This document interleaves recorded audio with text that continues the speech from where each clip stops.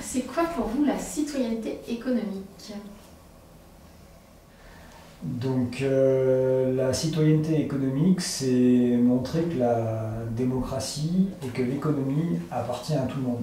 L'économie, c'est pas que des entreprises, c'est pas que des acteurs privés, mais c'est aussi tout à chacun, la population, qui a le droit de s'investir et de comprendre ce que c'est que l'économie et de montrer qu'on peut faire de l'économie autrement que par l'accumulation du capital ou par que de la croissance économique. Donc il y a de multiples autres façons de faire de l'économie, en prenant soin de ses enfants, de ses parents.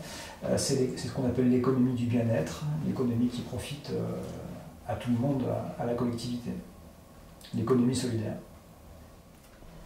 Ben moi je dirais que c'est tout ce que vient de dire Fabrice évidemment, mais c'est aussi du coup le pouvoir d'agir pas uniquement sur son environnement proche, sur son voisinage, sur sa famille, mais aussi dans les relations économiques, donc dans les relations d'échange ou de partage, de réponse à des besoins. Donc on peut aussi agir là-dessus.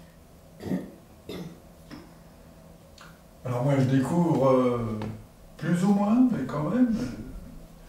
Donc je le mets en articulation avec la démocratie alimentaire et je me dis effectivement comment on va être en capacité de pouvoir s'emparer des éléments qui nous permettent en connaissance de cause de voir, de décider quel modèle économique on veut défendre en faisant en sorte que ça soit cohérent avec les valeurs qu'on porte.